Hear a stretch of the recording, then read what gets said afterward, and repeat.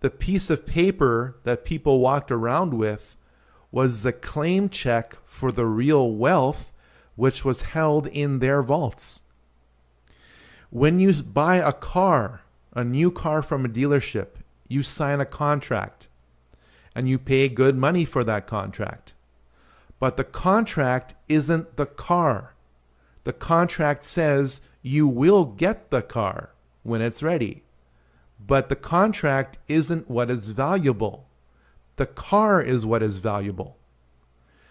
And over time, we have gone from the 1880s classical gold standard, which was you put in $20 of currency into a bank and you get a $20 gold piece, to World War I, which was the perfect excuse for the bankers to devalue the gold standard so that you put down $50 of currency and you now get a $20 gold piece between the interwar period of World War I and World War II to Bretton Woods of 1945, where now the US dollar was the world's reserve currency and it was pegged to gold at the ratio of $35 an ounce, to in 1971 being on a fiat standard of nothing at all.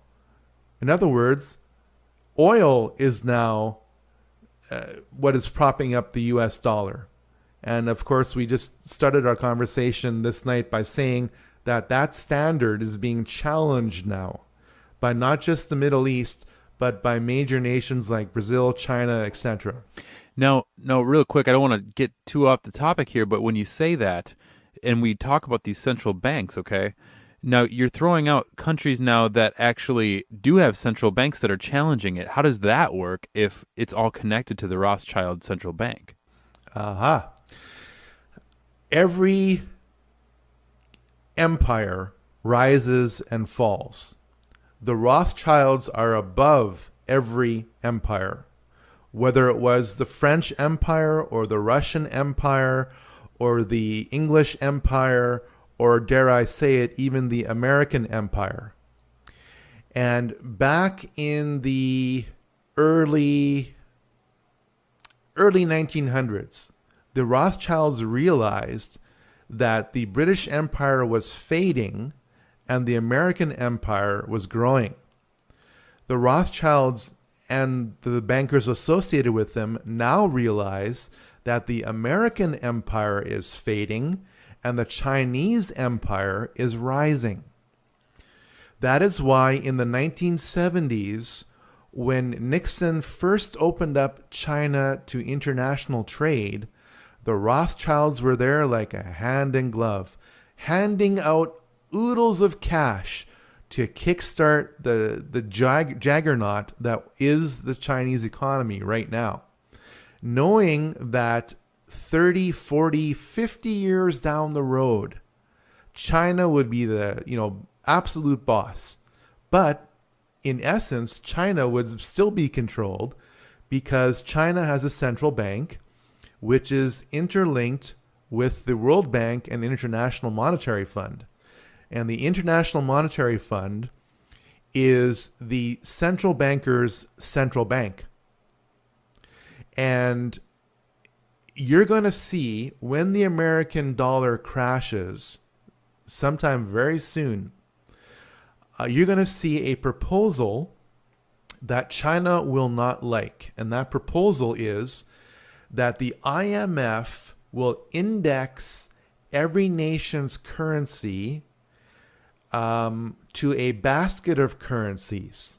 In other words, the IMF will determine what the value of your currency is based on its determination of your economic performance. In other words, America won't be in charge of its own currency anymore, and the IMF will be in charge of its currency, because now you have a point of control within each nation. Each nation has its own central bank, which is in turn controlled on a global level by the central banker's central bank, which is the IMF. So, in accordance with what you're saying, as we talked about Syria, for instance, who does have a central bank, yet they have a pact with Iran. How does that work? Is Iran already infiltrated, basically, to some degree, where they have that pact knowingly being friends with Syria, having that central bank, and them not having the central bank? I don't know if I'm saying this correctly, but why would they want to have a pact with somebody if they wanted to keep their sovereignty in that regard? Okay, I need to back up a little bit because Sorry. I obviously didn't explain myself fully. There's a little bit of a gray area here. Each nation has to have a central bank. Yes. The United States wouldn't function very well economically if each state had its own currency. Yes. Okay, you need a national currency. The only question is who controls that central bank. Mm-hmm. The Central Bank of Libya was fine under Gaddafi.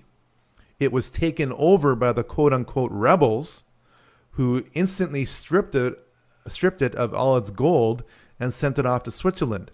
Well, the same kind of takeover maneuver is being attempted with Syria and Iran.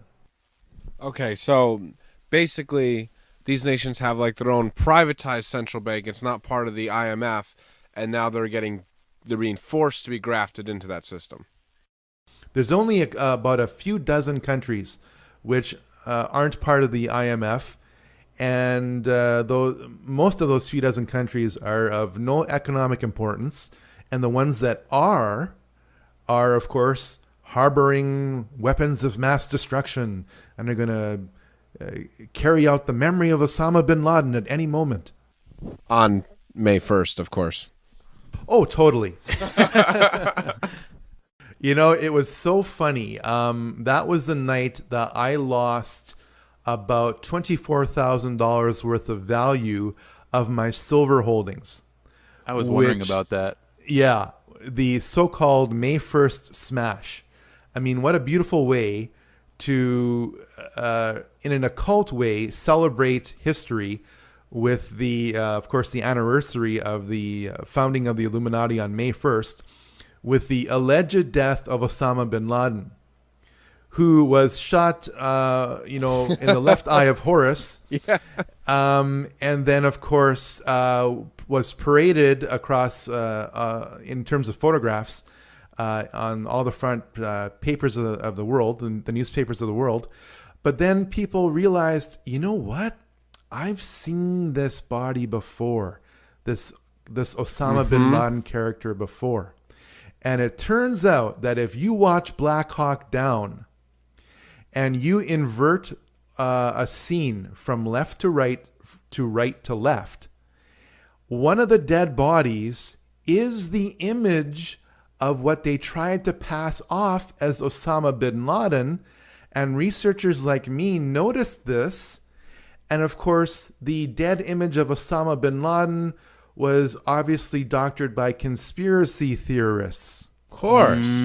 Yes, because people like us noticed that this is such an obviously Photoshopped job that we can't believe it, because look, we can superimpose the image of Osama on this dead body if we invert the frame in the movie Black Hawk Down. I don't remember where I had heard that, but I had heard that somewhere before. Yeah. Sorry, go ahead. Yeah, and also other so-called pictures of Osama were photoshopped using the image of a Spanish politician who attempted to sue American newspapers because his reputation was being tarnished. You know, he looked an awful lot like Osama, right? And apparently, Osama bin Laden, suffering from Marfan's disease, which is related to kidney failure, can hop from cave to cave in Afghanistan, connected to a dialysis machine, and be housed for years in the only two-story building in the entire city of a military base in Afghanistan, less than a quarter mile from that American military base, and no one would bother to check that only two-story building until years later. I think the most smack to my face about the alleged killing of Osama bin Laden was you dumped his body in the ocean. Because clearly the Muslims have done that for thousands of years. Oh, yeah, it's because they love to carry the rotting corpses of their loved ones behind camels for hundreds of miles in the 120-degree desert heat in order to dump their bodies in the ocean. Yeah, that's right. I heard that was Islamic tradition for centuries. Real quick, Leonard, to get back onto the monetary real quick, so we're a debt-based system, as you've said. We're an IOU system. And I've been trying to figure this out. I'm assuming, I mean, I've listened to your interviews and you've said how you're going to start your next film with the verse about money. What do you think Jesus says about usury and about being in a debt-based system? What do you think Jesus would think about that? Haha, great question, because I hear a lot of negative talk in regards to interest. And how does this apply to the Christians that own businesses and continuously take out loans for their businesses? Very, very good questions. Okay. Jesus is in favor of interest because one of his parables was the rich ruler who had a couple of servants, and each was given a certain amount to invest.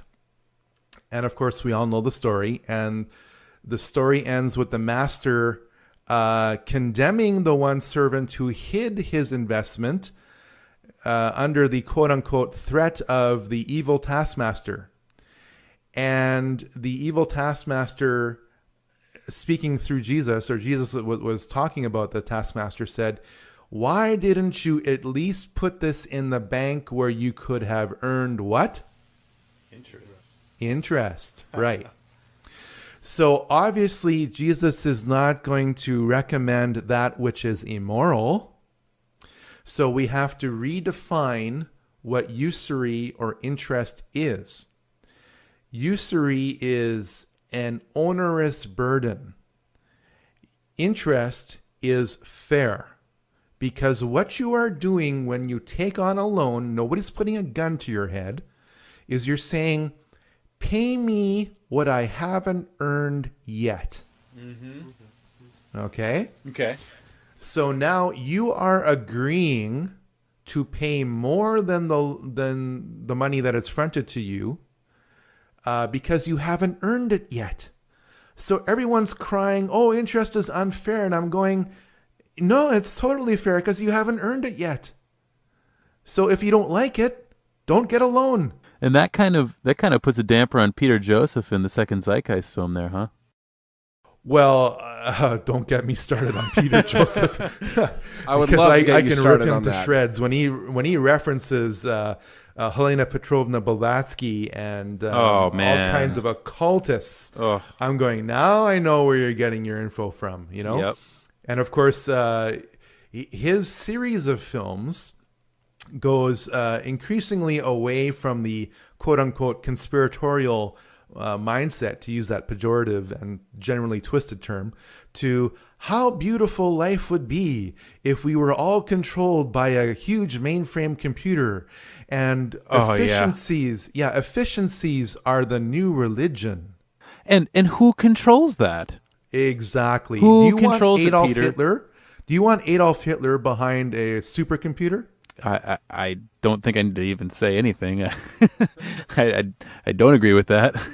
Right. And that is what is eventually going to happen. And I could go on for about 2 hours on the one topic of after 7 years of research, I finally understand what the mark of the beast is. Mm-hmm. But that is a whole other huge can of worms. Yeah. Okay, so at another time we'll open that window. And real quick, I mean, to add on to the Zeitgeist thing, it's all about victimizing us as in society. It's not taking personal responsibility for anything. Oh, yeah. And who determines what is right and wrong? Oh, yeah. Well, nobody does. Right. It's all culturally defined. So now what somebody in power says is right and wrong becomes the law of the land. And it is quite obvious that Peter Joseph is one arrogant dude.